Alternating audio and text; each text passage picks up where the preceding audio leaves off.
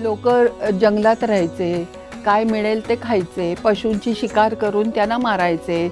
धड काही ज्ञान नाही, तत्त्वज्ञान नाही, काही नव्हतं त्यांच्याकडे. त्या वेळेला भारतात याचा उदय झाला. आणि काय आहे, भारतीय काय किंवा विशेषतः भारतीय संस्कृती कुणाला काहीही देताना असं आपण दांडकट टेबलवर आदळतो का? तर आपण काय करतो की त्यांना म्हणतो अहो घ्या हो, अर्धा कप चहा घ्या हो.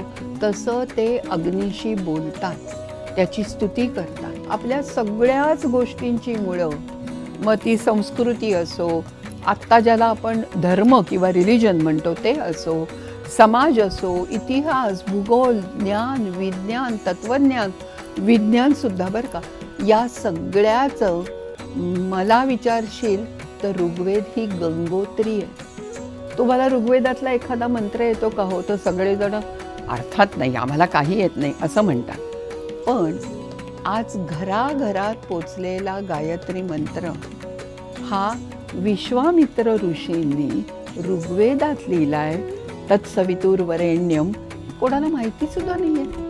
म्हणजे प्रत्येकाच्या तोंडात ऋग्वेद आज सुद्धा आहे आणि आपल्याला त्याचं भानच नाही आहे. वसिष्ठ, विश्वामित्र, अत्री, भारद्वाज, कण्व, अंगिरस हे सगळे ऋषी आहेत. आता गंमत अशी झाली आहे की ऋषी म्हटलं की तुम्हा लोकांना वाटतं की ते कायम तपश्चर्या करतायत, डोक्यावर ते जटा बांधल्या आहेत, कमंडलू आहेत. तसं काही नाही. तर सूक्त म्हणजे काय? सुउक्त. नंतर तुम्ही जे सुभाषित म्हणता तसाच हा शब्द आहे, चांगलं बोललेलं. तेव्हा ऋग्वेदातल्या कवितांना सूक्त म्हणायचं. म्हणजे कल्पना कर की अमूर्त पातळीवर, कन्सेप्च्युअल लेव्हलला जाऊन माणसाने काय केलंय का? ज्याला आपण आज एक सिस्टमॅटिक रेकॉर्ड किपिंग म्हणतो, जे पण आता कॉम्प्युटरवर करतो ते त्यात सुद्धा चुका होतात, टायपोज असतात, काहीतरी गडबड होते. मला वाटलं 0 आहे पण मी 8 लिहिला वगैरे, असं सुद्धा होऊ शकतं. The first ever reference to solar eclipse, सूर्यग्रहणाचा पहिला संदर्भ हा ऋग्वेद नावाच्या एका भारतीय ग्रंथात आहे. मला रडू यायला लागलं. आत्ता सुद्धा माझ्या अंगावर खरंच काटा आलाय. का माहिती का?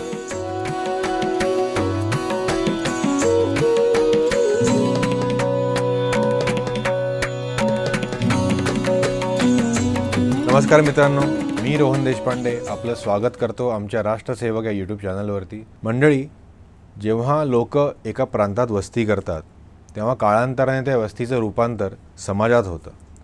त्या समाजाची एक विशिष्ट रूढी परंपरा जन्माला येते, त्याची एक वेगळी स्वतंत्र विचारसरणी असते. आपल्या भारताच्या बाबतीत जर बघायचं झालं तर आपण आपल्या संस्कृतीला वैदिक संस्कृती म्हणतो.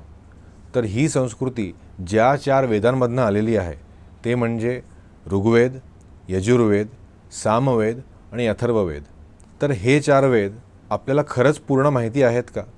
याच कारणासाठी आम्ही आपल्यासमोर एक वेदांची शृंखला घेऊन आलेलो आहोत. त्यातला पहिला भाग ऋग्वेद, याबद्दल अधिक मार्गदर्शन करायला आज आपल्यासोबत आहेत डॉक्टर सुचेता परांजपे. सुचेताताई, आपलं आमच्या राष्ट्रसेवक यूट्यूब चॅनलवरती हार्दिक स्वागत. धन्यवाद. नमस्कार. सुचेताताई, जेव्हा आपण ऋग्वेद म्हणतो तेव्हा सर्वसामान्य माणसाच्या मनात एक भीती असते की हा विषय क्लिष्ट आहे, आम्हाला समजणार नाही. तर ऋग्वेद नेमकं काय आहे हे तुम्ही आम्हाला सविस्तर सांगू शकाल का? हो, त्यासाठीच तर मी इथे आली आहे. पण त्याआधी मी माझ्या भाषणाला सुरुवात करण्यापूर्वी एक श्लोक म्हणू इच्छिते, एक ऋचा म्हणू इच्छिते. ओम अग्निमीळे पुरोहितम यज्ञस्य देवमृत्विजम होतारम रत्नधातमम. हा आहे ऋग्वेदातला पहिला मंत्र आणि इथून आपण ऋग्वेदाची सुरुवात करूया. तू पहिलं वाक्य म्हणालास ते मला अतिशय आवडलं की लोकांच्या मनात ऋग्वेदाबद्दल भीती असते. मुळात संस्कृतबद्दलच असते खूप भीती. ती चुकीची आहे पण ठीक आहे, असते.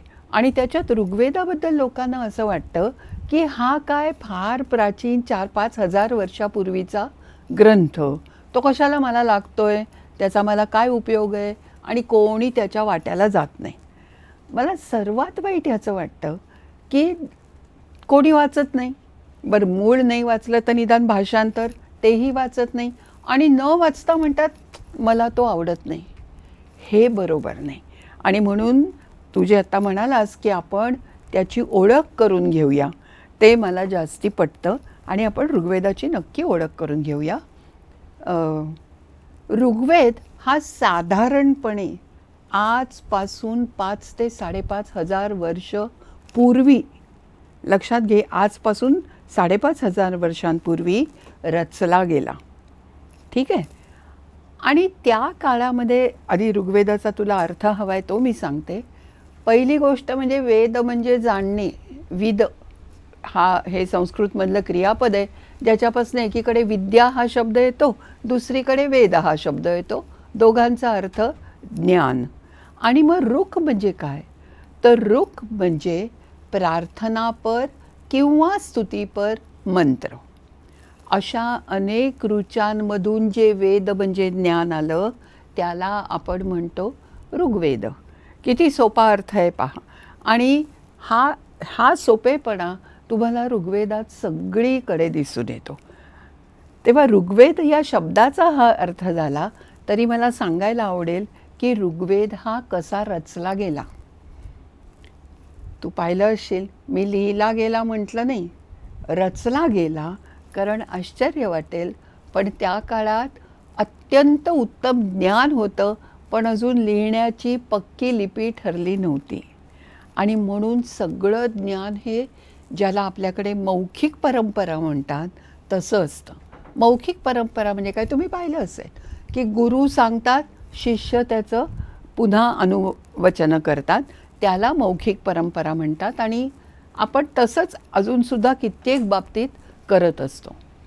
ह्या मौखिक परंपरेला सुरुवात झाली ती फार प्राचीन काळी. मी म्हटलं तसं कल्पना करा, आजपासून 5,500 वर्षांपूर्वी भारत सोडून इतरत्र जगात सगळीकडे, मला हा शब्द वापरायला आवडत नाही आहे, पण काहीशी अप्रगल्भ, रानटी अशा प्रकारची संस्कृती होती.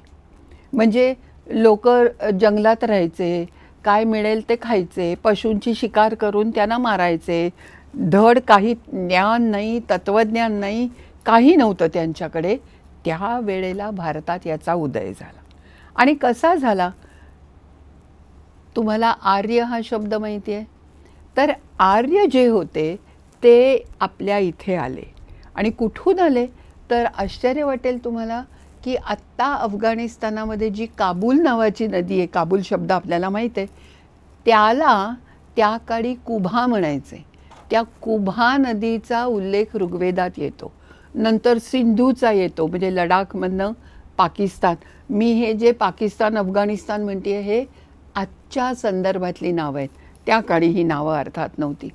आणि बघ, सिंधू नंतर सरस्वती, गंगा, यमुना, सगळ्या नद्या, अर्थातच सगळ्या नद्यांच्या काठीत संस्कृती नेहमी स्थिरावते, तशा आल्या. आणि मग हळूहळू गंमत अशी झाली की समाज स्थिरावला. तू छान सांगितलंस की संस्कृती आणि समाज स्थिरावला की हळूहळू ज्ञान, तत्त्वज्ञान वाढतं. समाज स्थिरावला त्याचं आणखीन एक कारण असं होतं की आता ही कृषीप्रधान संस्कृती झाली. म्हणजे कमीत कमी 6 महिने एका ठिकाणी राहायला हवं, बरोबर. आणि त्यावेळेला कृषी म्हणजे शेती. शेतीसाठी काय लागतं, सूर्योदयाच्या वेळेला आणि सूर्यास्ताच्या वेळेला तुम्हाला घराबाहेर पडलं पाहिजे काहीतरी शिदोरी घेऊन सूर्योदयाला, आणि सूर्यास्ताला परत येऊन पुन्हा रात्रीची चूल पेटली पाहिजे. हे करताना ती चूल पेटवायची कशी, तेव्हा काय गॅस लायटर आणि हे सगळं नव्हतं अर्थातच. मग हे लोक काय करायचे माहिती आहे का, तुला माहितीच असेल, आजसुद्धा तुम्हाला सोशिओलॉजी सांगतं की चाक आणि अग्नी निर्माण करणं या माणसाच्या एकूण प्रगतीतल्या 2 सर्वात महत्त्वाच्या गोष्टी आहेत. तेव्हा ते नव्हतं, अग्नी प्रज्वलित करता येत नव्हता. मग ते कुठून तरी एक वणवा लागला आहे, तिथून एक काडी आणायची, ज्याला आपण पूर्वी ढलपी म्हणायचो, तशी ढलपी आणायची, कोपऱ्यात ठेवून द्यायची, कारण अग्नी पसरेल. मग आता नुसतं नको ठेवायला म्हणून काहीतरी चौथरा कुंड असं बांधून ठेवायचं आहे. सकाळी सूर्योदयाच्या वेळेला मला तो अग्नी प्रज्वलित पाहिजे. मग दूध दुभतं भरपूर आहे, त्यातलं तूप घ्यायचं, अग्नीत घालायचं आणि अग्नीला म्हणायचं, वा वा काय सुंदर तुझ्या प्रज्वलित ज्वाला झालेल्या आहेत आणि मी तुला तूप देतो, त्याच्या बदल्यात तू मला उष्णता दे, प्रकाश दे. इतकंच नव्हे तर इतरही चांगल्या गोष्टी दे, मुलं बाळं दे. आणि काय आहे भारतीय काय किंवा विशेषतः भारतीय संस्कृती, कुणाला काहीही देताना असं आपण दांडकन टेबलवर आदळतो का? तर आपण काय करतो की त्यांना म्हणतो, अहो घ्या हो, अर्धा कप चहा घ्या हो. तसं ते अग्नीशी बोलतात, त्याची स्तुती करतात. केव्हा? एकदा सूर्योदयाला, एकदा सूर्यास्ताला तूप घालायचं आणि स्तुती करायची. या स्तुतीपर मंत्रांना आपण ऋचा म्हणायला लागलो. रुख शब्द आहे संस्कृतमध्ये, मराठीत आपण ऋचा म्हणतो. हे झालं अग्निहोत्र. अग्निहोत्राचं काय रूप आहे? हेच आहे, सकाळ संध्याकाळ अग्नीत आहुती देणं. मला मुख्य असं सांगायचं आहे की आपल्या सगळ्या ज्या आजकालच्या रूढी किंवा परंपरा आहेत, ज्यांचा लोक ते जुनं पुराण आहे असं म्हणतात, तसं नाही. त्याच्यामागे प्रॅक्टिकल विजडम आहे.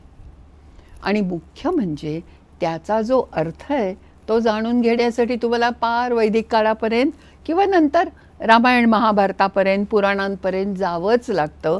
ते केवळ सनातन आहे, जुनं आहे म्हणून त्याला नावं ठेवणं अगदी बरोबर नाही.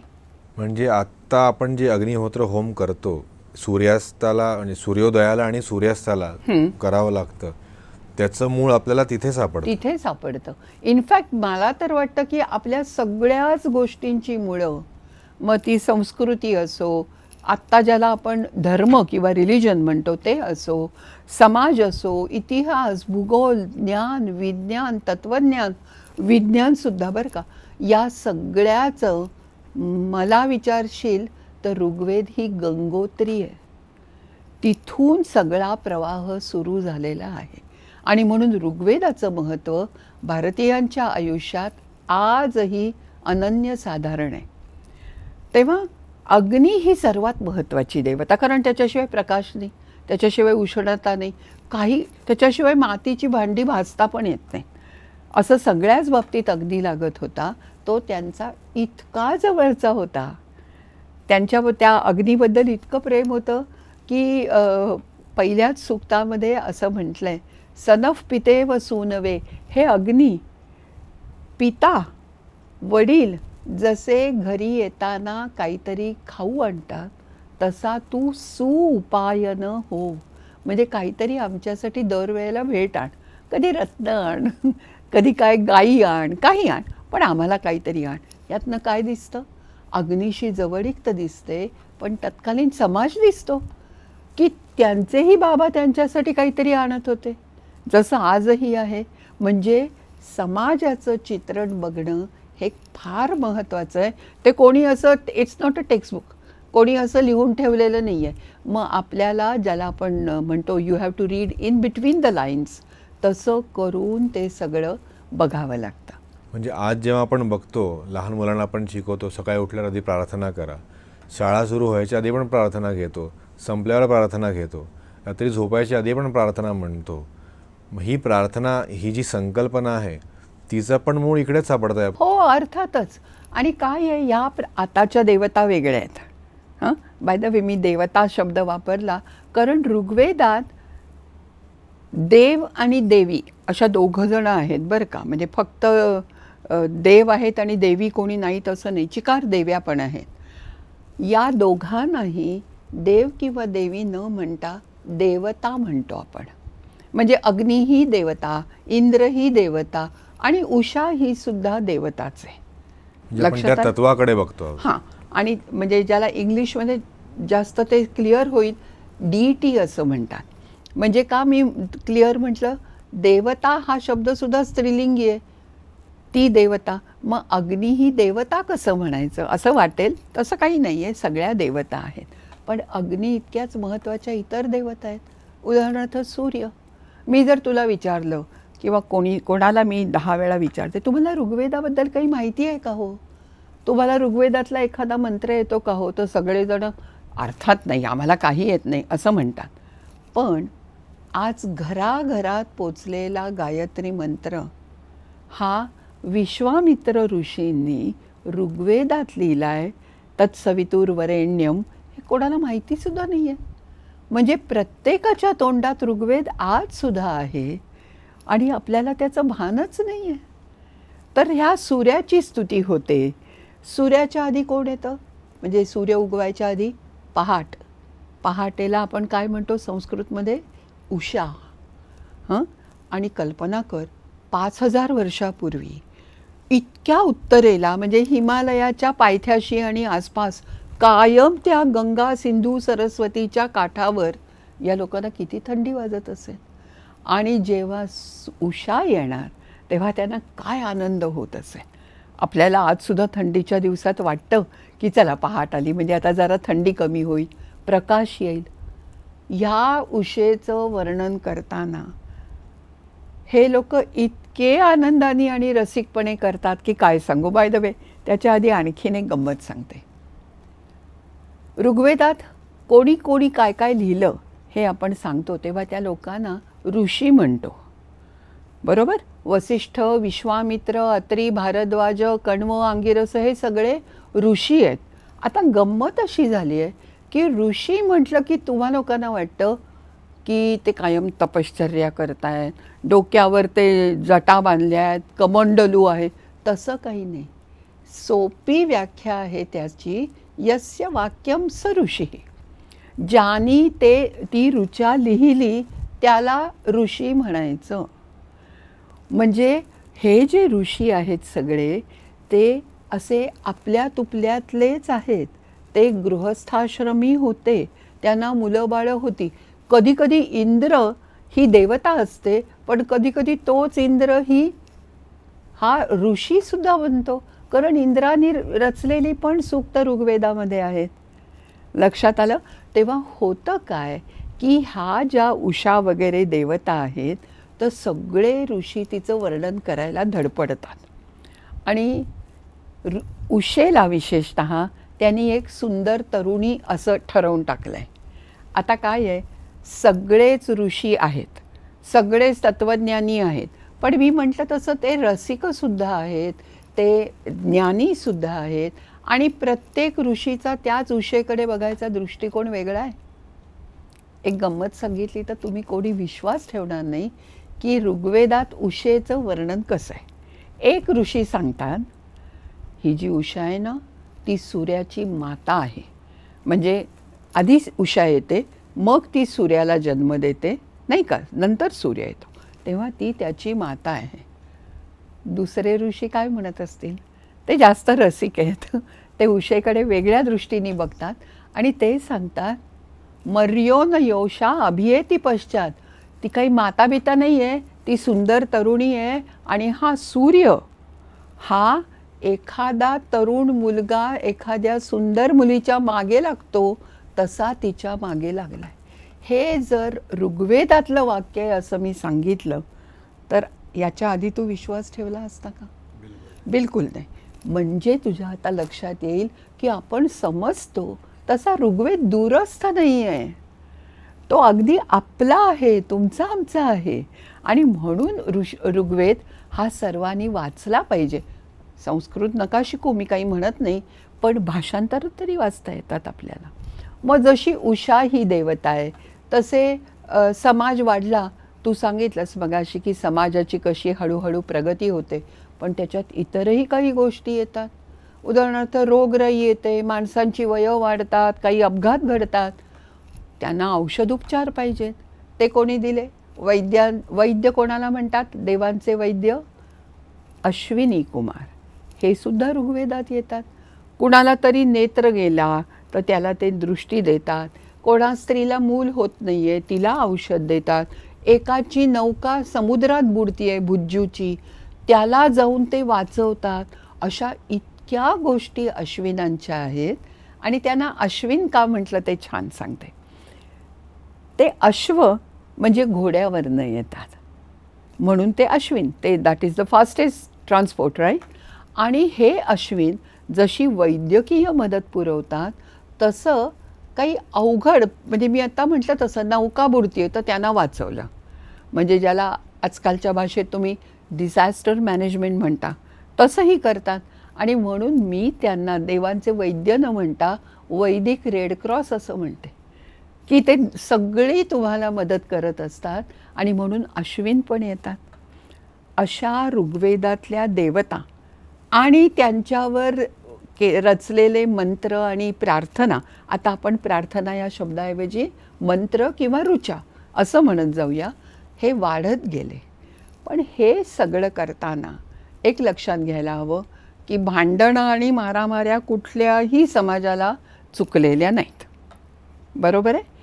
तसं हे जे लोक होते वैदिक, त्यांचा इतर लोकांशी, इतर प्रांतातल्या लोकांशी किंवा आधी तिथे राहणाऱ्या लोकांशी संघर्ष चालूच होता. युद्धाच्या कथा येतात. दाशराज्य युद्ध म्हणून जे ऋग्वेदातलं युद्ध आहे ते इतिहासात नोंदवलेलं पहिलं युद्ध आहे. म्हणजे ऋग्वेदाकडे खूपच श्रेय जातं, कारण ऋग्वेद हा फक्त भारतातलं पहिलं वाङ्मय नाही आहे, तर संपूर्ण विश्वात उपलब्ध वाङ्मयामध्ये ऋग्वेद हा पहिला आहे. हे आपल्याला अत्यंत अभिमानाची गोष्ट आहे. तर आता युद्ध म्हटलं की शस्त्र आली, रथ आले, काहीतरी अश्व तर आहेतच यांच्याकडे, प्रश्नच नाही आहेत.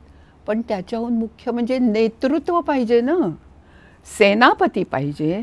आणि हा सेनापती त्यांना कोणाच्या रूपाने मिळाला असेल, कल्पना आहे? इंद्र. ज्या इंद्राला पुढे आपण देवांचा राजा केलं तो मुळात त्यांचा सेनापती होता. काय सुंदर वर्णनं येतात त्याची, कारण तो उषा, सूर्य, अग्नी यांच्यासारखा अमूर्त नाही आहे, तो माणूस आहे. त्याचं वर्णन येतं हिरण्यकेशी. आजसुद्धा हिरण्यकेशी गोत्र असतं. हिरण्य म्हणजे सोनं, ज्याचे केस सोनेरी आहेत, ज्याची हनुवटी सुशिप्र, फार सुंदर टोकदार हनुवटी आहे, रुंद बाहू आहेत, जो सोमरस पितो, असं त्याचं वर्णन येतं. आणि ह्या इंद्रावर जी सूक्त रचली गेली ती कुणासारखी आहेत माहिती आहे? आपल्या शिवाजी महाराजांवर जसे पोवाडे रचले ना, अगदी तशी आहेत. म्हणजे जी जीर जी असं म्हणत नाहीत एवढंच, पण एखादं सुक्त असलं तर त्या सुक्तात समजा 16 मंत्र आहेत, तर त्या 16 मंत्रांच्या शेवटची ओळ सजनास इंद्रहा अशीच येईल सगळ्याची सगळे. किंवा दुसरं एखादं घेतलं तर त्याचा शेवट हा नेहमी सोमस्यतामद इंद्रश्चकार असा येईल. म्हणजे मला काय सांगायचं आहे की इंद्राला उद्देशून पोवाडे रचले गेले, त्याची स्तुती केली गेली. हे सगळं घडत घडत घडत आपल्याला कल्पना येणार नाही इतके हे मंत्र किंवा ऋचा रचल्या गेल्या. आता काय आहे, मी तुला सांगितलं तसं लिहिलेलं नाही आहे कुठे. तुम्हा लोकांना आजकाल सगळं, तुम्ही आता AI पर्यंत पोचलात, आम्ही जेमतेम कम्प्युटर्सपर्यंत आलो, बरोबर आहे. आणि ह्या लोकांकडे काही नाही आहे. इतके मंत्र लिहिले गेलेत, इतक्या ऋचा लिहिल्या गेल्यात, त्या जतन कशा करायच्या. आणि मग समाजात त्या दृष्टीने संपादन करायचा प्रयत्न सुरू झाला. 4-5 लोकांनी, म्हणजे आपल्याला जे माहीत आहेत, कदाचित अनेको लोकांनी ते केलं असेल. शांखायन, ऐतरेय, बाष्कल, शाकल अशा अनेक लोकांनी हे संकलन केलं. त्यातलं जे शाकलाने केलेलं संकलन आहे ते आपण आजही वापरतो. इनफॅक्ट ऋग्वेदाच्या ग्रंथाला आपण आज ऋग्वेद संहिता म्हणतोच, पण शाकल संहिता म्हणतो, एडिटेड बाय शाकल. शाकलाने केलेलं काम इतकं अफाट आहे की ते मला समजूच शकत नाही. त्याच्याकडे फक्त डोक्यात सगळी सूक्त आहेत, हजारो, हां मी मंत्र म्हणते, हजारो मंत्र आहेत. मग त्यांनी काय केलं की त्यातले उत्तम उत्तम काय असतील ते निवडले. ठीक आहे. आता एखाद्या ऋषीनी, समज मधुच्छंदस वैश्वामित्र या ऋषीनी अग्नी या देवतेला उद्देशून, आता हे शब्द तुला कळायला लागले, देवता म्हणजे काय, 9 मंत्र रचले. त्याची जर मी एक कविता केली, म्हणजे ते एकत्र आणले, तर त्याला सूक्त म्हणायचं. पुरुष सूक्त वगैरे शब्द तुम्हाला माहितीच आहेत. तर सूक्त म्हणजे काय? सुउक्त. नंतर तुम्ही जे सुभाषित म्हणता तसाच हा शब्द आहे, चांगलं बोललेलं. तेव्हा ऋग्वेदातल्या कवितांना सूक्त म्हणायचं. मग त्यांनी अशी सूक्त तयार केली की ही अगदीची सूक्त, ही वसिष्ठांनी लिहिलेली सूक्त, ही पवमान सोमाची सूक्त. हे सगळं करत त्यांनी काय केलं माहिती आहे? उत्तम उत्तम अशी 1028 सूक्त निवडली. कशी निवडली असती? म्हणजे त्याची स्मृती काय असली पाहिजे ह्याची कल्पना करा. आणि ही निवडल्यावर तिथेच तो थांबला नाही. 1028 सूक्तला काहीतरी क्रम पाहिजे की नाही. मग त्यांनी काय केलं? ती सूक्त 10 मंडलांमध्ये म्हणजे विभागांमध्ये विभागली. ठीक आहे. आता 10 मंडलं, 1 ते 10 मंडलं. प्रत्येक मंडलात काही कशात 112, कशात 34 अशी सूक्त आहेत. असं का झालं? त्याच्यामागे सुद्धा त्याचं डोकं म्हणजे एडिटिंग शाकलाकडनं शिकावं असं मला आजसुद्धा वाटतं. पहिलं आणि 10वं मंडल जे आहे दे आर मिसलेनियस, संकीर्ण. कुणाचंही सूक्त, कोणत्या मधुच्छंदस वैश्वामित्राचं सूक्त त्याच्यामध्ये चालेल, बृहस्पतीचं सूक्त त्याच्यामध्ये चालेल, इंद्राचं एखादं सूक्त 10व्या मंडलामध्ये जाऊ दे, पुरुरवा उर्वशीनी केलेलं, पुरुरवा उर्वशीनी सूक्त लिहिलं आहे बरं का, त्याचं सूक्त 10व्या मंडलामध्ये चालेल. ही संकीर्ण सूक्त आहेत. मग ते काय कसंही त्याला काही अर्थ राहत नाही ना. पण त्यात शाकलं तिथे थांबला नाही. त्यांनी काय केलं? प्रत्येक मंडलात, पहिल्या आणि 10व्या मंडलात 191 सूक्त, 190 नाहीत का 92 नाही, म्हणजे काहीतरी सिमेट्री. आपण शाळेमध्ये कसं पाहिलं, निबंध संपला की एक आडवी रेघ, फुली, मग गोळा, पुन्हा असं काहीतरी एक सिमेट्री ठेवतो, तशी त्यांनी ठेवली. 2 ते 7 मंडलं याला गोत्र मंडल म्हणतात. गोत्र म्हणजे काय? गोत्र म्हणजे वंश, फॅमिली. उदाहरणार्थ दुसरं मंडळ गृत्समदांचं. हा शब्दसुद्धा आपल्याला माहिती नसतो या ऋषींचं नाव. पण गृत्समदांनी लिहिलेली सगळी सूक्त, लिहिलेली नाही, रचलेली सगळी सूक्त दुसऱ्या मंडलात सापडणार. म्हणजे समजा मला एक त्यांचं सूक्त हुडकायचं आहे, तर मी दुसरं मंडल आता उघडते, 4थ्या 5व्यात जात नाही. 3रं विश्वामित्रांचं, 4थं वामदेवांचं, 5वं अत्रींचं, मग भरद्वाजांचं, आणि 7वं जे अप्रतिम आहे आणि जे सर्वात श्रेष्ठ अशा ऋषींनी लिहिलं आहे ते म्हणजे वसिष्ठ. म्हणजे 7व्या मंडलात फक्त वसिष्ठांची सूक्त आहे. तुला जर एखादं कोण अत्रीचं सूक्त हवं असेल, 7व्या मंडळात जायचं नाही. हा त्यांचा हा कुसुमाग्रजांचा विशाखा नावाचा कविता संग्रह आहे. ह्याच्यात बोरकरांची कविता कशी असेल? तसं केलं त्यांनी.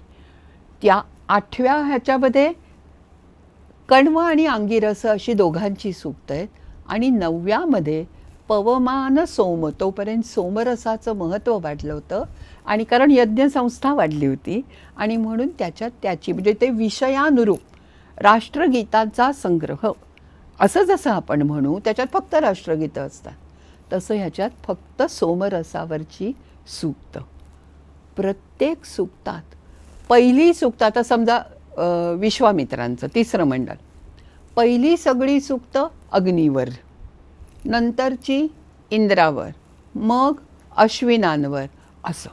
त्यात सुद्धा अग्नीवर समजा 7 सूक्त आहेत. तर सर्वात जास्त रुचा ज्याच्यात आहेत ते पहिलं, मग कमी असं करत. म्हणजे कल्पना कर की अमूर्त पातळीवर, कन्सेप्च्युअल लेवलला जाऊन माणसाने काय केलं आहे का, ज्याला आपण आज एक सिस्टमॅटिक रेकॉर्ड किपिंग म्हणतो, जे पण आता कॉम्प्युटरवर करतो ते त्यात सुद्धा चुका होतात, टायपोज असतात, काहीतरी गडबड होते, मला वाटलं 0 आहे पण मी 8 लिहिला वगैरे, असं सुद्धा होऊ शकतं. पण शाकलाच्या संपूर्ण संहितेत, इनफॅक्ट संहिता या शब्दाचा अर्थच वेल डिझाईन, सम्यक हिता, अत्यंत छान जिचं डिझाईन झालेलं आहे, सुंदर संपादन झालं आहे, संकलन झालं आहे ती. आणि म्हणून शाकलाचे आपण आभार मानले पाहिजेत, ऋणी राहिलं पाहिजे. आभार म्हणून काय होणार की त्याच्यामुळे आपल्याला हे राहिलं. पण त्याच वेळेला आणखीन एक गंमत सांगते. मी जे म्हणते ना, ऋग्वेद हा आपल्याला आजसुद्धा, मला तर आवडतोच, पण आजसुद्धा तो आपल्या आयुष्यात एक स्थान मिळवू नये. तुला मी सांगितलं की शांखायन, बाष्कल वगैरेंनी अनेक कोणी लोकांनी प्रयत्न केले. त्या सगळ्या संहिता नाहीशा झाल्या. सर्वायवल ऑफ द फिटेस्ट जे सगळ्यात छान आहे ते राहिलं. तरीसुद्धा बाष्कल संहितेचा कुठेतरी एखादा संदर्भ येतो की त्याच्या ऋषींनी एका असं म्हटलं बाष्कल संहितेत वगैरे, तेवढंच. बाकी संहिता काही नाही. मग अशा वेळेला मी जर समजा असं एक व्याख्यान द्यायचं ठरवलं की बाष्कल संहितेतलं काय व्याकरण, त्याला काही अर्थ आहे का? ज्याची संहिताच नाही, ज्याचा मुळात काही पत्ताच नाही, त्याच्याबद्दल बोलण्यात अर्थ आहे का? आणि म्हणून तुम्ही मराठीत आज कोणीतरी बेसलेस बडबड केली तर त्याला काय म्हणतात? काय बाष्कळ बडबड करतो. तुला माहिती होतं की तू बाष्कल संहितेचा संदर्भ देऊन हे बोलला होतास? म्हणजे आपण असंच बोलून जातो, पण त्याचं मूळ आपण 5,000 वर्षापूर्वीचं काढतोय. अगदी. आणि मला मुख्य हेच सगळ्यांना सांगायचंय की ऋग्वेद आपल्या कणाकणात भिनलेला आहे, त्याची नाळ तुटलीच नाही आहे. आणि आपल्याला त्याची कल्पनाच नाही. करेक्ट. ते दुःख तेच आहे की त्याची कल्पना नाही. मी आता त्याची कल्पना नाही, याच्यावरनं एक गोष्ट सांगते तुला. 1994 साली मी अमेरिकेत शिकवायला गेले. तिथे त्या मॅकॅलिस्टर कॉलेजमध्ये त्या दिवशी सूर्यग्रहण होतं. आणि कोणीतरी मला सांगितलं, आज 4 वाजता आहे ना आपल्या ॲम्फी थिएटरमध्ये फिल्म दाखवणार आहे, म्हणजे डॉक्युमेंटरी आहे, तर तू चल. मी गेले. त्या काळात तिथे फक्त गोरे अमेरिकन लोक होते, मुद्दाम सांगते मी. आणि मी एकटी रंगीत म्हणजे कलर्ड पर्सन, भारतीय स्त्री, मी एकटी होते. मी गेले तिथे. ते काय, मला काही त्याची एकटे असण्याची भीती वाटत नव्हती. पण पुढच्या प्रसंगासाठी हे आहे, मोठा स्क्रीन. पहिला शॉट काय होता? बराबर बराबर बराबर सूर्य वर चढतोय, सूर्योदयाचा. आणि पहिलं वाक्य काय होतं? The first ever reference to solar eclipse. सूर्यग्रहणाचा पहिला संदर्भ हा ऋग्वेद नावाच्या एका भारतीय ग्रंथात आहे. मला रडू यायला लागलं. आत्तासुद्धा माझ्या अंगावर खरंच काटा आलाय. माझ्या का माहिती आहे का? मला असं वाटलं, अरे यांना माहिती आहे माझ्या ऋग्वेदामध्ये जे लिहिलंय तर ह्या लोकांना माहिती आहे. म्हणून आनंद आणि अभिमान वाटला आणि दुःख असं वाटलं की माझ्या देशातल्या किती लोकांना माहिती आहे. असं ओरडून सांगा असं वाटत आहे अक्षरशः. की मी त्या भारतातून आलेली आहे. नॉट ओनली दॅट, तिथे मी ठरवलं की परत गेले की आधी आपण लोकांपर्यंत ऋग्वेद पोचवला पाहिजे. कॉन्फरन्सेसला सगळेच हुशार लोक जातात, जाऊ देत. पण ज्यांनी ऋग्वेद वाचला नाही त्यांना कोण सांगणार की अत्री ऋषींनी सोलर एक्लिप्स, सूर्यग्रहणाचा पहिला उल्लेख सांगितलाय. आणि कसा सांगितलाय? काहीतरी राहूनी गिळलं, केतूनी खाल्लं वगैरे असला नाही आहे. सूर्यम तमसा विव्याध. सूर्यावर तमस म्हणजे सावली, काळोख पडला. आणि तो अत्री सांगतात, थोड्या वेळाने मी तो तुम्हाला दूर करून देईन. कारण त्यांना माहिती होतं. तुम्हाला कल्पना नाही. आता हा विषय निघाला आहे तर मी थोडं सायन्सबद्दल बोलते. ऋग्वेदातल्या आपल्याला जे वाटतं की फक्त देवदेवता, त्यांची स्तुती, त्यांच्या तसं काही नाही आहे अजिबात. आणि त्यांनी असं सांगितलं आहे ऋग्वेदात, सूर्य, तुला माहिती आहे की गॅलिलिओनी 14व्या शतकामध्ये ह्या युरोपमध्ये जाऊन सांगितलं की माहिती आहे का तुम्हाला, सूर्य मध्ये स्थिर आहे आणि पृथ्वी त्याच्या भोवती फिरते, हेलिओसेंट्रिक असं आता त्यांनी सांगितलं. तोपर्यंत ह्या लोकांना वाटायचं की पृथ्वी हा केंद्रबिंदू आणि बाकी सगळे फिरतात. आपल्याकडे तसं नव्हतं. आपल्याकडे पहिल्यापासून माहिती आहे की सूर्य तिथे स्थिर आहे, त्याच्याभोवती पृथ्वी फिरते, पृथ्वीच्या भोवती चंद्र फिरतो, हे सुद्धा ऋग्वेदातल्या लोकांना माहिती आहे. आपल्याकडे चांद्रमास आणि सौरमास हे दोन्ही ऋग्वेदात दिसतात. मास म्हणजे काय माहिती आहे? मास म्हणजे महिना, महिना म्हणतो. मा म्हणजे चंद्र आणि मास म्हणजे चंद्रावर, म्हणजे चंद्राला एक प्रदक्षिणा करायला लागणारा वेळ. म्हणून बघ कॅलेंडर जे पण म्हणतो. हां, पण मा म्हणजे चंद्र म्हटल्यावर तुला पूर्णमा, पौर्णिमा म्हणजे काय ते कळेल. अमावास्या म्हणजे काय ते कळेल. ज्या दिवशी मा उर्फ चंद्र नसतो ती अमा. लक्षात आलं? इतकंच नाही, वत्सर, संवत्सर, परिवत्सर, इडावत्सर अशी वेगळी वेगळी कॅलेंडर्स, कालगणना त्यांच्याकडे होत्या. अजून तू आत्ता मी सांगून देते, लोक तुम्हाला चॅलेंज करते, पंचांग किती लोकांना वाचता येतं? आयन म्हणजे काय, सौर म्हणजे काय, काही माहिती नसतं. मी त्याच्याबद्दल काही बोलत नाही आहे, पण आपल्या लोकांना माहिती होतं. सौरगणना आणि चांद्रगणना यांच्यामध्ये फरक असतो. आपल्याला माहिती आहे की दर 3 वर्षांनी तो फरक भरून काढण्यासाठी काय होतं? अधिक महिना येतो. एक चांद्र महिना अधिक येतो. या अधिक महिन्याचा उल्लेख ऋग्वेदात आहे. कुणाला खरं वाटेल हे, की त्याला नाव त्यांचं वैदिक आहे, टिपिकल, आपल्याला तो शब्द माहिती नाही, मरी मृच असं नाव दिलंय. अरे नक्षत्रांचे उल्लेख आहेत ऋग्वेदामध्ये. नक्षत्रांचे उल्लेख याचा अर्थ काय झाला? नक्षत्र कशावरनं पडतात? चंद्राची जी आपण विभागलेलं आहे ते 27 नक्षत्र. ऋग्वेदात काही नक्षत्रांचे उल्लेख आहेत, पण मी जर नक्षत्र क्रमांक 7चा उल्लेख केला तर ऑब्व्हियसली मला 8 आणि 6 सगळं माहिती आहे. नंतर यजुर्वेदात तर 27 नक्षत्रांची यादी येते. म्हणजे यांचं खगोल ज्योतिष ज्याला म्हणतात ते काय प्रचंड असलं पाहिजे. त्याच्यासाठी त्यांना गणित येत असलं पाहिजे. बरोबर आहे ना? म्हणजे गणित वाढलेलं होतं. मी मगाशी सांगितलं रथातनं जायचे, शस्त्रांनी युद्ध करायचे. मेटॅलर्जी कुठून आली त्यांच्याकडे? म्हणजे खाणीतनं लोखंड काढायचं आणि मग ते शुद्ध करायचं, मग एखाद्या काय तुम्ही म्हणता त्याच्यामध्ये जाऊन ते मोल्डमध्ये घालून त्याची शस्त्र करायची. हे काय चेष्टा आहे का? सायन्स असल्याशिवाय येईल का? म्हणजे ऋग्वेदात ज्ञान, विज्ञान आणि तत्वज्ञान याची एक अप्रतिम सांगड आपल्याला बघायला मिळते. सांगड म्हणजे अप्रतिम इज नॉट द वर्ड. मला म्हणजे त्याचं वर्णनच करवत नाही. पण आता तू तत्वज्ञान बोललास म्हणून सांगते, सगळ्या तत्वज्ञानाची अंतिम पायरी काय आहे माहिती आहे का? कोणी काही तत्वज्ञान सांगत असतं, पुढे उपनिषदांमध्ये तर स्पिरिच्युॲलिटी म्हणजे अध्यात्म जास्त आलं, आत्मा, अद्वैत वेदांत वगैरे म्हणतो ते आलं. पण सगळ्या फिलॉसॉफीची अंतिम पायरी ही नेहमी सृष्टीच्या उत्पत्तीचा वेध घेणारी असते. न्यूटन असो, आईन्स्टाईन असो, ओपेनहायमर असो किंवा आत्ताचा स्टीव्हन हॉकिंग असो, या सगळ्यांनी शेवटी सगळं कॅल्क्युलस बाजूला ठेवलं न्यूटननी आणि सृष्टीच्या उत्पत्तीचा ध्यास घेतला. स्टीव्हन हॉकिंगनी तेच केलं. म्हणून सगळेजण जाऊन बिग बँग थिअरीच्या मागेच लागलेले आहेत. पण त्या बिग बँग थिअरीचा उल्लेख ऋग्वेदात आहे. हिरण्यगर्भ समवर्त तागरे. हिरण्यगर्भ हा शब्द तुम्ही ऐकला असेल. सोन्यासारखा गर्भ होता, ज्याच्यापासून, गर्भापासून काय होते? उत्पत्ती होते. म्हणजे ते तर सोड, एक नासदीय सूक्त, पुरुष सूक्तातही तेच सांगितलंय. एक नासदीय सूक्त म्हणून आहे.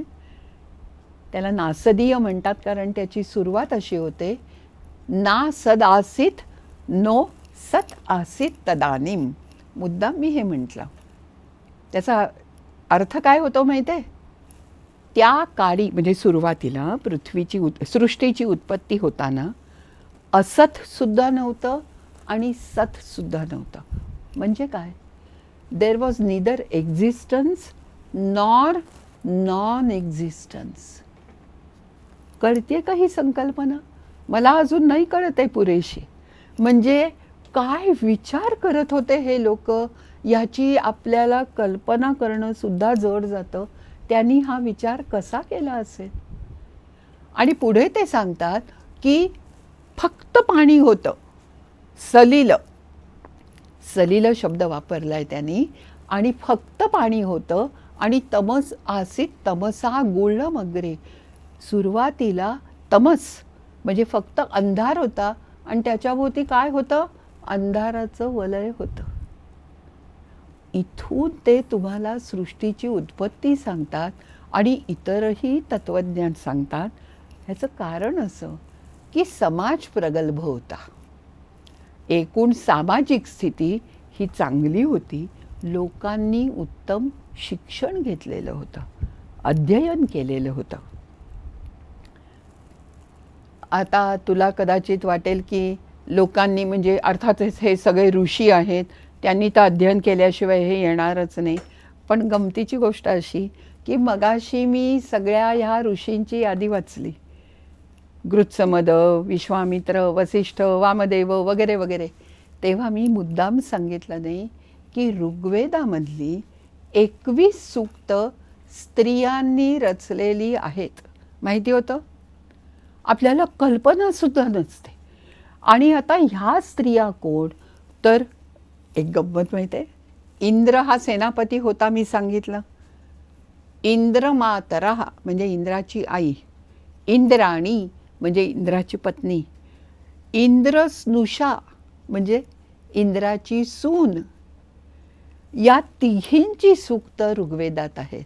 शिवाय अपाला, काक्षीवती, घोषा, उषा श्रद्धा यांची पण सूक्त ऋग्वेदामध्ये आहेत.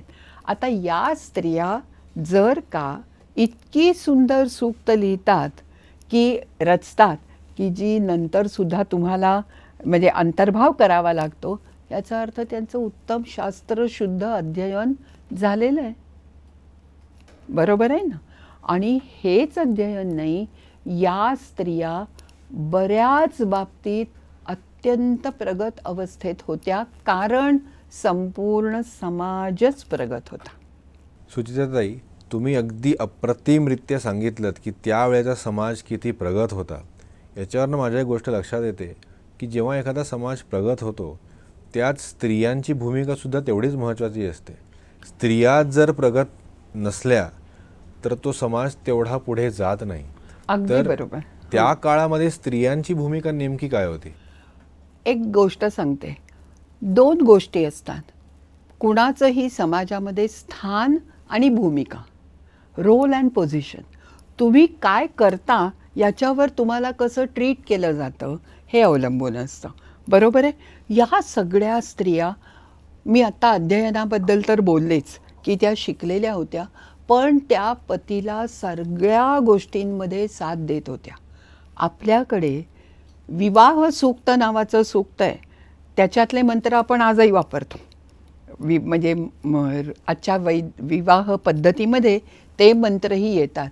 आणि हे मंत्र तुम्हाला सांगतात की ह्या स्त्रीवर संपूर्ण घराचं सुख अवलंबून आहे, जे भारतीय परंपरेत या घडीला सुद्धा सत्य आहे पूर्णपणे. बरोबर आहे? ही जी स्त्री आहे, हे जे विवाह सूक्त आहे इनफॅक्ट, त्याच्यामध्ये एकत्र कुटुंब पद्धतीचा उल्लेख आहे स्पष्ट. म्हणजे आता तू नवीन घरात आली आहेस तर सासू, सासरे, दीर, नणंदा चारींचे उल्लेख केलेत. पतीचा तर केलाच आहे. या सगळ्यांची काळजी घ्यायचं काम तुझं आहे, घरातल्या गाई गुरांची काळजी घ्यायचं काम तुझं आहे, हे तिला सांगितलं गेलं आहे. ठीक आहे? तर आता ही स्त्री जी आहे तिने आपली सगळी कर्तव्य नीट निभावली पाहिजेत. आश्चर्य वाटेल की स्त्रिया या काही वेळेला पुढच्या वैदिक वाङ्मयात तर उल्लेखच येतात की स्त्रियासुद्धा युद्धासाठी मदत करत होत्या. मी असं म्हणत नाही की त्या तलवार घेऊन पुढे जात होत्या, तलवार नव्हतीच पण तेव्हा जात होत्या असं नाही, पण त्या मदत करत होत्या. पुढे एका वैदिक वाङ्मयात असं सांगितलेलं आहे जैमिनियामध्ये की एका राजाच्या पदरी स्त्री सेना होती. आता स्त्री सेना म्हटलं की आपल्याला आठवते ती झाशीची राणी, किंवा आपल्याला आठवतात ते सुभाषचंद्र बोसांची स्त्री सेना. पण वैदिक काळात सुद्धा ह्याचा उल्लेख आहे. इतकंच काय, स्त्रिया सगळं शिकत होत्या. किती शिकत होत्या? ड्रायव्हिंग. म्हणजे अगदी खरं सांगते, 50-60 वर्षापूर्वी प्रगत गावांमध्ये सुद्धा स्कूटर किंवा गाड्या चालवणाऱ्या स्त्रिया मोजक्या असायच्या. ऋग्वेदात एक उल्लेख येतो बरं का, की मुद्गल नावाचे ऋषी, त्यांची मुद्गलानी नावाची पत्नी, तर त्यांना एकदा रथ चालवायचा कंटाळा आला. म्हणून हे सगळं ऋग्वेदातलं आहे हं. ते म्हणाले, आज तू मला सोडशील का? आणि मग ती म्हणाली हो. आणि मुद्गलानीनी इतक्या वेगाने रथ हाकला की तिचं जे उत्तरीय म्हणजे काय ओढणी होती ती अशी वाऱ्यावर फडफडत होती. म्हणजे कल्पना कर की त्याच्यात कुणालाही गैर वाटलं नाही. नंतर कैकेयीनी सुद्धा दशरथाला युद्धात मदत केली सारथ्य करून, कुणालाही गैर वाटलं नाही. या स्त्रिया हेच करत होत्या असं नाही, घर आणि घराचं घर पण सांभाळतच होत्या. पण सर्वात महत्त्वाचं म्हणजे इतर कलांमध्ये सुद्धा त्या प्रगत होत्या. नृत्याचे उल्लेख आहेत, गायनाचे उल्लेख आहेत. इतकंच नव्हे तर विणकाम हे स्त्रियांचं खास क्षेत्र होतं. म्हणजे अगदी सूत काढण्यापासून रंगवण्यापासून त्याची वस्त्र विणण्यापर्यंत हातमागाचा उल्लेख अथर्ववेदात अगदी स्पष्टपणे येतो बरं का. म्हणजे त्याच्या आधीच तो तयार झाला नाही तर वस्त्र कशी बनली असती. त्याच्यावर ह्या मुली भरतकाम करायच्या. ऋग्वेदातला उल्लेख काय आहे? सूच्या अच्छिद्यमानया. ते अशा सुचीनी म्हणजे सुईनी त्या शिवायच्या किंवा भरतकाम करायच्या की जी सुई कधी तुटायची नाही. म्हणजे काय भक्कम बनवली असेल. आणि एक लक्षात घ्यायला हवं की धातुशास्त्रात मेटलर्जीमध्ये असं सांगितलं आहे की मोठा गोळा बनवणं सोपं आहे एक वेळ, पण बारीक सुई बनवणं हे फार कौशल्याचं काम आहे. आणि ह्या मुली ते करायच्या. इतकं मुलींवर समाजाचा विश्वास होता, हे फार महत्त्वाचं आहे. आणि मुलींचाही समाजावर विश्वास होता. या मुलींचे विवाह कसे व्हायचे माहिती आहे? एक समन नावाचा प्रकार होता. समन म्हणजे शब्दशः एकत्र येणं, गॅदरिंग. त्या समनाला आई, मातृमृष्टा असा शब्द आहे, मातृ तिची आई तिला नटवायची. आणि मग तरुण मुलं एकटे त्या समनाला जायचे आणि तिथे एकमेकांशी बोलून आपापले विवाह ठरवायचे. कॅन यू बिलीव्ह दिस? की ऋग्वेदामध्ये मुलं मुली हे करत होते का? कारण कोणीही त्यांना मिळालेल्या स्वातंत्र्याचा स्वैराचारात बदल करणार नाहीत याची सर्वांना खात्री होती. आणि म्हणून स्त्रियांचं समाजातलं स्थान आणि त्यांची भूमिका ही फार महत्त्वाची आहे. कारण आता तू सांगितलंस तसं पुन्हा समाजशास्त्रामध्ये नेहमी सांगितलं आहे, the position of women is the matrix of civilisation. एखाद्या समाजातली स्त्री कशी आहे त्याच्यावरनं त्या संपूर्ण समाजाचं आपल्याला प्रगती आहे का अधोगती आहे हे ठरवता येतं. आजही आपण बघतोच आहे ना ते. त्यामुळे स्त्रिया या आपला एकमेव धर्म असा आहे की ज्याच्यामध्ये स्त्री देवता आहेत. मी ऋग्वेदात मगाशी फक्त उषा असा उल्लेख केला. राका, कुहू, सिदिवाली इतक्या देवता आहेत. आता तर काय शक्तिपीठं वगैरे म्हणजे तो बोलायलाच नको, पण वैदिक काळापासून स्त्री देवतांची परंपरा आहे. जरा विचार करून पहा, आहे का इतर कुठल्या धर्मात स्त्रीला देवत्व दिलेलं?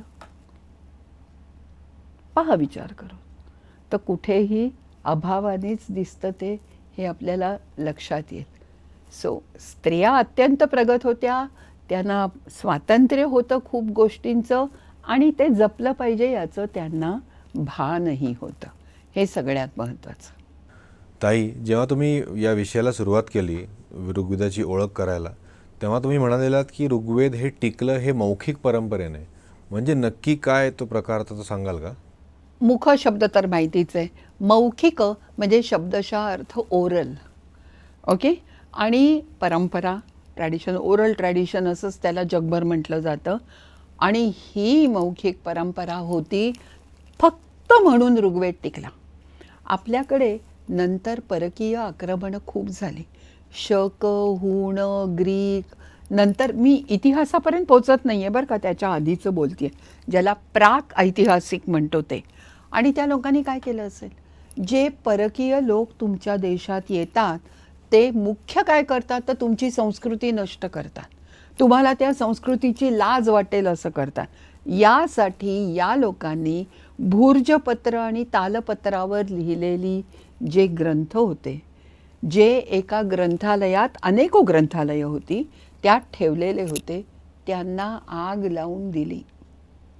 एका प्रवाशाने, तुम्हाला माहिती आहे चिनी प्रवाशांनी बराच इतिहास लिहिलेला आहे, आपल्याही लोकांनी लिहिला असला पाहिजे, पण तो जळला सगळा, अक्षरशः जळून गेला, खाक झाला.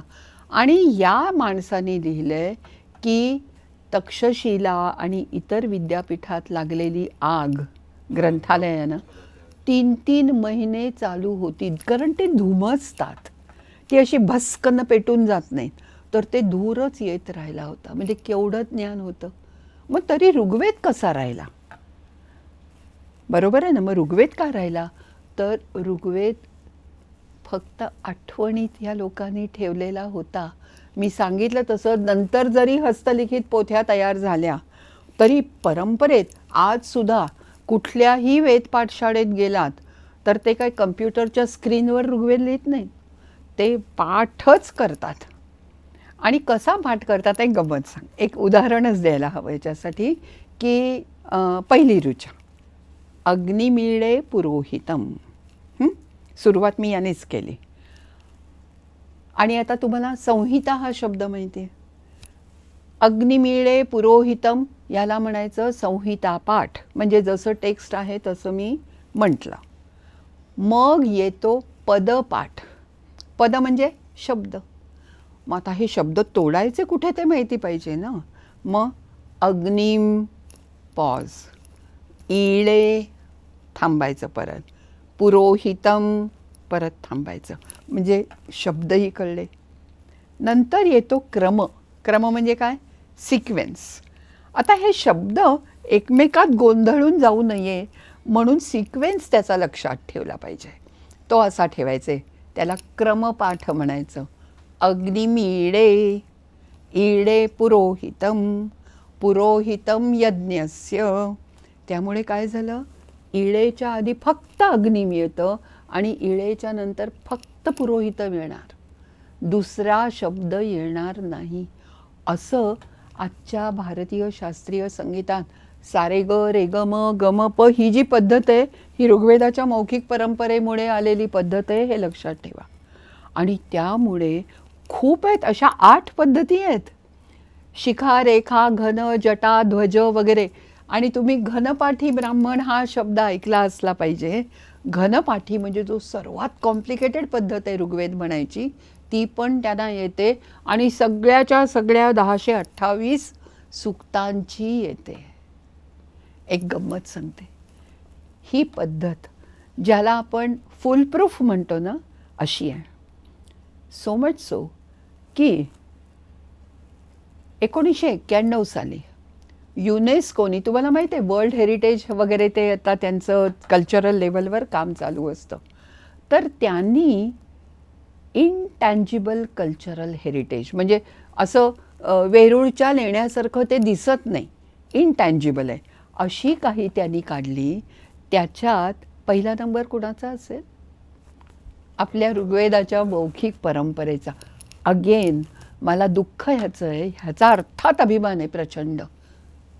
कुणाला माहिती आहे, कोणालाही माहिती नाही की ऋग्वेदाची मौखिक परंपरा म्हणजे काय, त्याला युनेस्कोनी पुरस्कार दिलाय, त्याचा सन्मान केलाय.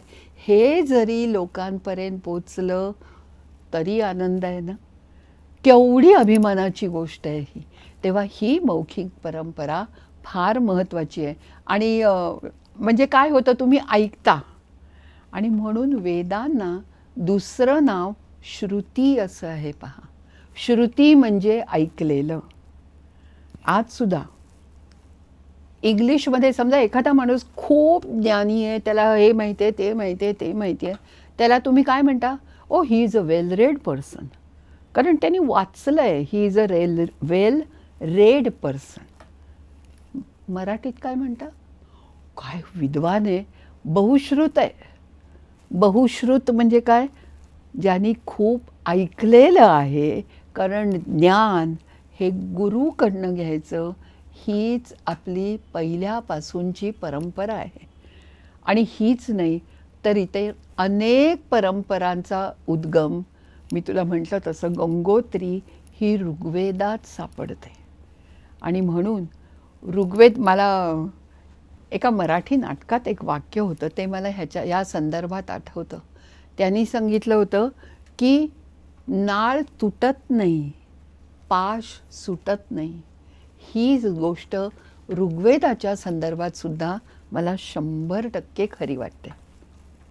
सुचिताताई, तुम्ही मगाशी म्हणालात की अग्निम इळे पुरोहितम ही जी पहिली ऋचा आहे ऋग्वेदाची, त्याच्यामधला इळे हा जो शब्द आहे त्यातला ळ हा हे जे अक्षर आहे, माझ्या आत्ता लक्षात आलं की भारताचा जो पश्चिम पट्टा आहे, राजस्थान, गुजरात, महाराष्ट्र आणि एकंदर दक्षिण भारताचा प्रांत, या प्रांतातच ळ याचा उच्चार जास्त लोक करतात.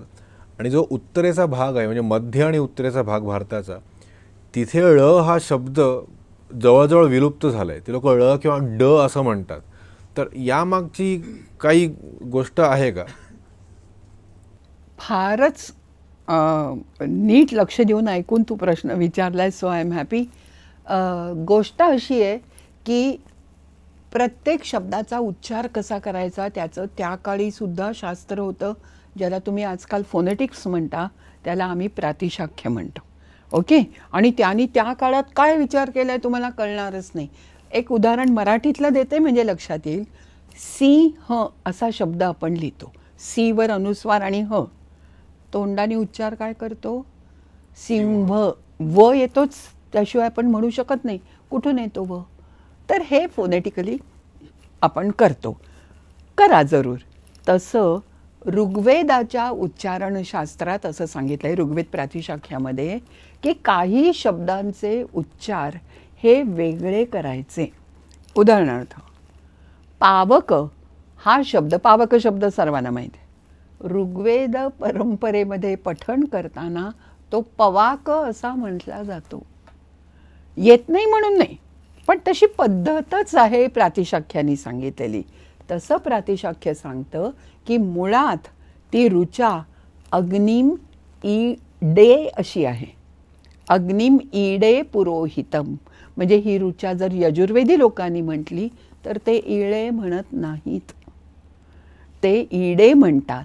पण ऋग्वेदी लोकांनी 2 स्वरांच्या मध्ये आलेल्या अजमध्यस्थ डकारस्य लकार उच्चार करावा. इतकंच नाही, पुढची गोष्ट आहे, ढ आला, खूप कमी वेळेला ढ येतो, पण पुरुमीढ नावाचा राजा आहे, तो ढचा उच्चार ळ असा करावा.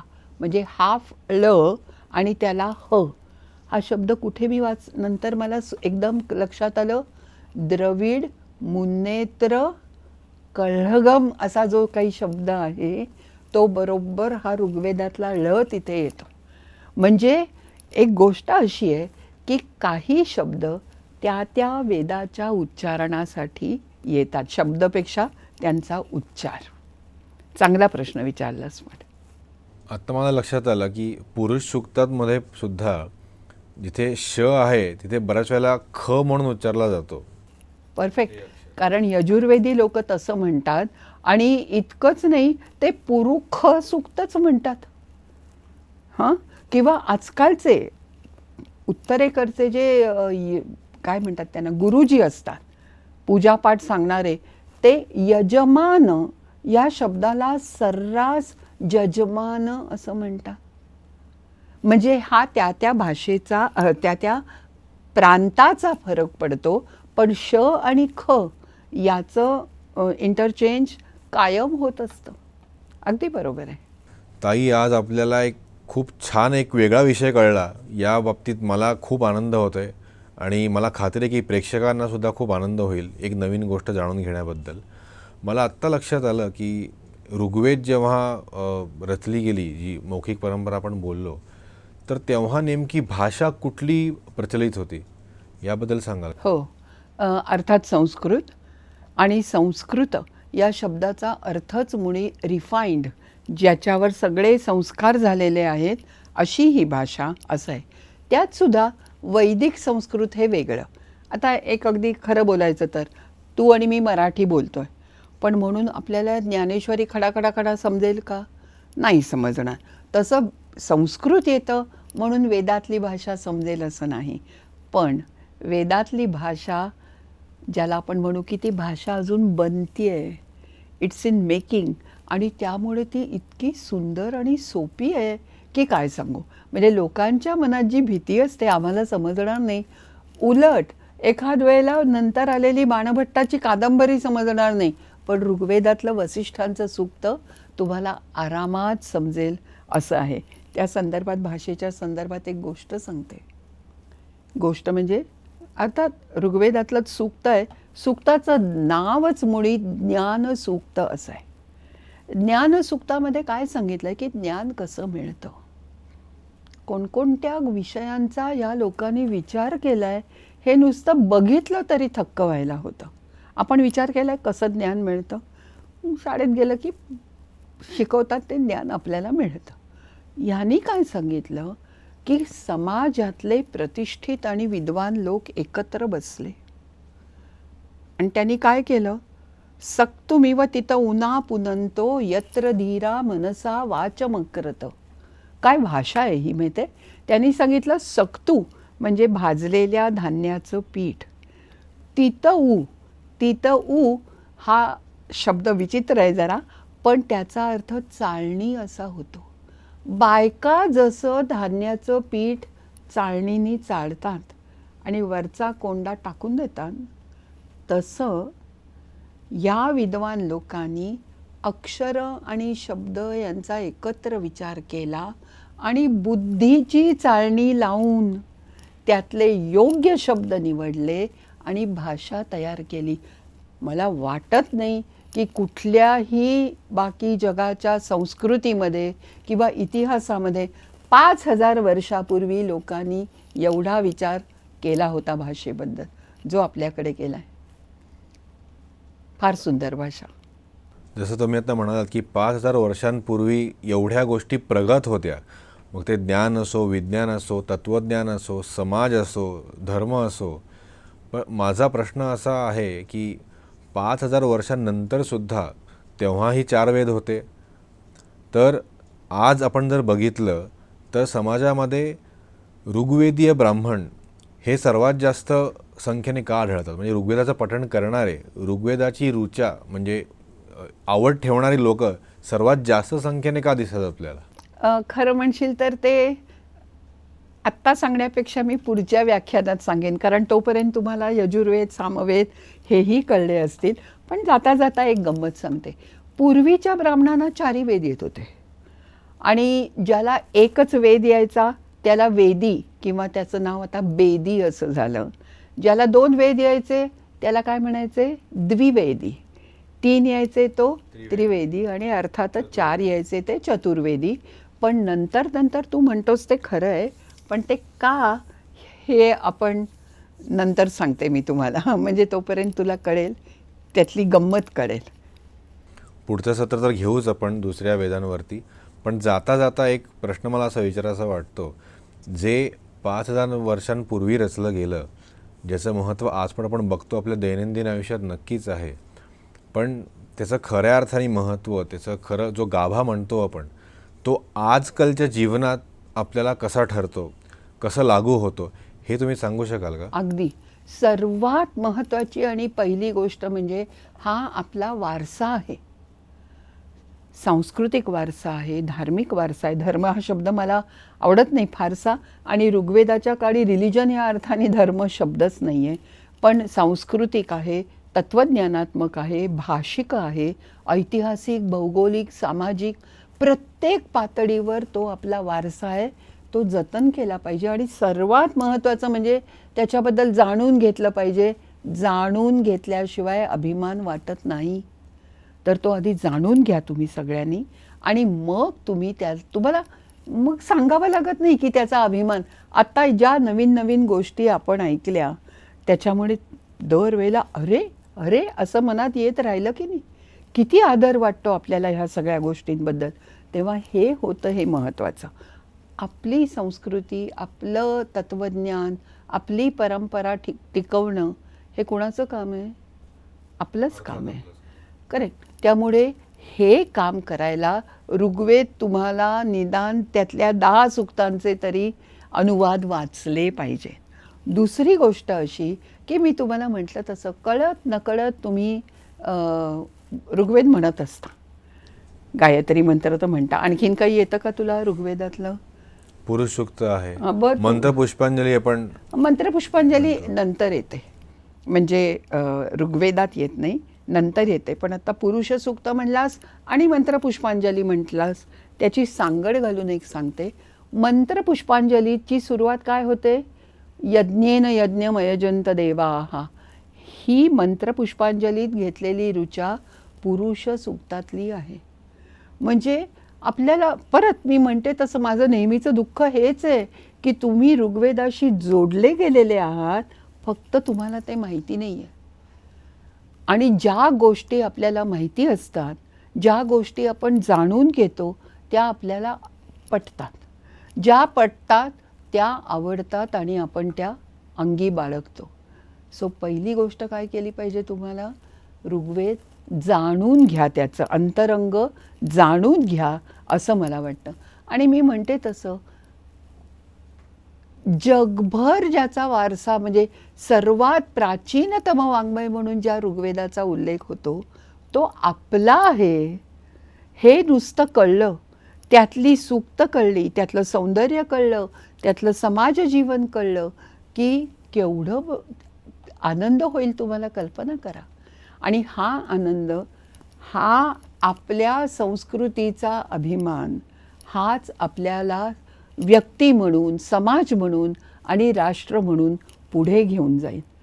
कारण एक लक्षात ठेवलं पाहिजे, बहुतेक सर्व पातळीवर ऋग्वेद हा पहिला क्रमांक मिळवून आजपर्यंत बघतोय. असं कुठलं वाङ्मय आहे की जे 5000 वर्ष तस्सं वाचलं जातं? कुठलं आहे? अरे 5 वर्ष म्हणजे आमचे एक प्राध्यापक आम्हाला शिकवताना म्हणायचे की आज ज्या वर्तमानपत्राबद्दल अगदी हिरिरीनी नाही मला आधी हवं, मला आधी हवं असं म्हणतो, त्याला दुसरे दिवशी आपण रद्दी असं नाव देतो. तसं हे वाङ्मय अक्षर वाङ्मय आहे. आणि अक्षर या शब्दाचा खरा अर्थ अक्षर, जे कधीही कमी होत नाही ते अक्षर. आणि वाङ्मय का माहिती आहे? वाक्मय, कारण मौखिक परंपरेने वाक म्हणजे वाणी. आता आपण प्रिंटेड किंवा किंडलमधल्या पुस्तकाला सुद्धा वाङ्मयच म्हणू, तसं नाही आहे. हे खरं खरं वाङ्मय आहे, कारण हे ऋग्वेदाला सगळीकडे अग्रपूजेचा मान आहे. तुला आणखीन काही प्रश्न असले तर जरूर विचार, पण मला एक गोष्ट सांगायची आहे. अग्रपूजा म्हटल्यावरनं आठवलं, थॉमस अल्वा एडिसन वगैरे माहिती आहे तुला? त्यांनी किती शोध लावले. तो अमेरिकन होता आणि त्यांनी ग्रामोफोनचा शोध लावला. तेव्हा गंमत अशी झाली की तो अमेरिकन, आणि तेव्हा ज्याला आपण इंटेलेक्च्युअल म्हणजे किंवा इंटेलिजन्शिया म्हणतो ते युरोपमध्ये राहत होते. म्हणून त्यांनी ठरवलं युरोपमध्ये जाऊन त्यांच्यासमोर याचं प्रात्यक्षिक करायचं. तो आला आणि आल्यावर त्यांनी सगळे समाजातले प्रतिष्ठित विद्वान प्राध्यापक यांना बसवलं समोर आणि म्हणाला आता मी एक गंमत दाखवणार आहे, ती नीट बघा. मग त्यांनी म्हटलं तुमच्यातलं कुणी काहीतरी बोलेल का? तर एक मॅक्सम्युलर नावाचा जर्मन प्रोफेसर होता. तो म्हणाला हो बोलेल ना, मी बोलतो. आणि मग त्यांनी काहीतरी म्हटलं. तो म्हणाला आता ठीक आहे, आता आपण जेवू खाऊ आणि 4 तासांनी परत भेटू. 4 तासांनी परत आल्यावर त्या एडिसननी ती जी रेकॉर्ड होती त्याची केलेली ग्रामोफोनची ती परत वाजवली आणि सुरू झालं काय माहिती आहे? ओम अग्निमीळे पुरोहितम. मॅक्सम्युलरनी ते म्हटलं होतं. गंमत अशी आहे की सगळे सायंटिस्ट, त्यांनी विचारलं कळलं का हे काय आहे? तर सगळे सायंटिस्ट म्हणाले no no, this is Greek and Latin to us. Max Muller म्हणला, नो, दिस इज संस्कृत. आणि ही संस्कृत भाषा आहे. हा ऋग्वेद नावाचा ग्रंथ आहे. आणि मला खूप छान वाटलं. मॅक्स मिलर बद्दल इतरही काही आक्षेप आहेत, त्याचीही मला पूर्ण कल्पना आहे. पण त्या काळात ऋग्वेद हा पाश्चात्य देशांपर्यंत पोचवायचं काम यांनी केलं. आणि या ग्रामोफोनमध्ये पहिलं रेकॉर्ड झालेलं गाणं कुठलं आहे तर ऋग्वेदाची पहिली ऋचा. म्हणजे किती ऋग्वेदाचा सन्मान आहे.